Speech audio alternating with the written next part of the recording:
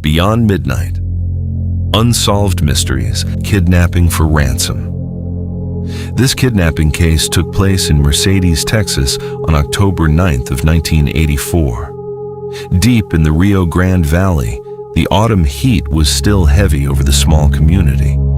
21-year-old Kim Sue Leggett was working her usual shift as a secretary at the Ross Cotton Gin, a local business owned by her father-in-law. Kim was a young mother, married to Mark Leggett, and together they had a 1-year-old son. It was late afternoon, between 4:30 p.m. and 4:45 p.m., when witnesses spotted Kim standing outside the office building. She was seen conversing with two unknown men near a vehicle parked outside. To anyone passing by, it didn't immediately look like an emergency. There was no obvious struggle, no loud screaming, and no frantic search for help. But minutes later, Kim Leggett vanished into thin air. When family members arrived at the Ross Cotton Gin shortly after, they found a disturbing and untouched scene. Kim's personal vehicle was still parked in the lot. Inside the car sat her purse, her house keys, and her personal belongings, all left behind as if she had stepped out for only a brief moment. The office door was unlocked, but Kim was nowhere to be found. Before the family could even wrap their heads around what had happened, the telephone rang. Shortly after Kim was last seen, an anonymous caller reached Kim's parents. The voice on the line was cold and direct. The unknown man stated that Kim had been kidnapped and demanded a ransom of $250,000 for her safe return. The suddenness of the call sent shockwaves through the family and local authorities. The Mercedes Police Department, the Hidalgo County Sheriff's Office, the Texas Rangers, and the Federal Bureau of Investigation were immediately mobilized. A $250,000 demand in 1984 was a massive sum, signaling that whoever took Kim believed her family had access to significant financial resources. Law enforcement set up wiretaps and monitoring equipment on the family's phones, desperately waiting for the kidnappers to call back with instructions on where to drop the money. Days passed in agonizing silence. The phone never rang again. Then, a few days after her disappearance, a postmarked letter arrived in the mail addressed to Kim's parents. Inside was a handwritten ransom note. Investigators analyzed the handwriting and confirmed a heartbreaking detail. The note had been written by Kim herself. In her handwriting, the note reiterated the $250,000 ransom demand. It was concrete proof that Kim had been alive when the note was made, forced to write the words of her captors.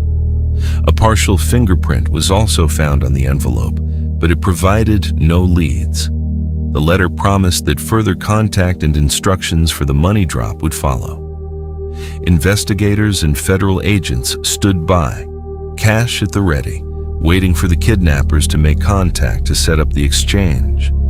But the drop instructions never came. No secondary phone call was made. No additional letters were delivered. The kidnappers completely broke communication, leaving police and a grieving family in complete silence. Investigators combed through every inch of the Ross Cotton Gin and the surrounding agricultural areas in Mercedes. They interviewed co-workers, friends, and local residents who were near the area between 4:30 p.m. and 4:45 p.m. on October 9th. The two unidentified males seen talking to Kim right before she vanished became the primary persons of interest. Detectives worked to determine if Kim knew the men, suggesting she may have stepped outside voluntarily to speak with acquaintance figures, or if they were strangers who used deception to coax her away from the building. However, with no vehicle descriptions, solid physical details, or license plate numbers, tracking down the two men proved nearly impossible. As weeks turned into months, various theories were explored by law enforcement. Given Mercedes' proximity to the U.S.-Mexico border, investigators explored the possibility that Kim had been abducted and taken across the border. They also looked into local agricultural businesses and personal connections to determine if anyone knew the family's routine or falsely assumed they had immediate access to $250,000. Despite extensive searches by state and federal agencies, no physical evidence, crime scene, or remains were ever discovered. Law enforcement ultimately concluded that Kim Sue Leggett was likely murdered by her abductors shortly after her disappearance, but her body has never been recovered. Over 40 years later, the disappearance of Kim Sue Leggett remains an official, unsolved cold case maintained by the Texas Rangers and the Mercedes Police Department.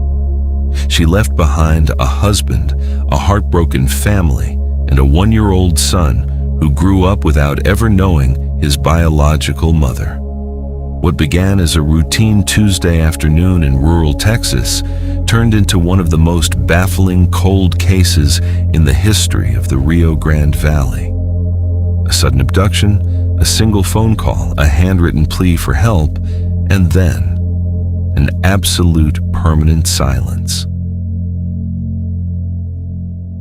If you made it this far, thank you so much for watching. If you want to help keep these stories alive, please take a moment to subscribe to the channel. It truly helps. If there's a true crime case, unsolved mystery, or any other unexplained event that deserves more attention, feel free to send an email or leave a comment down below.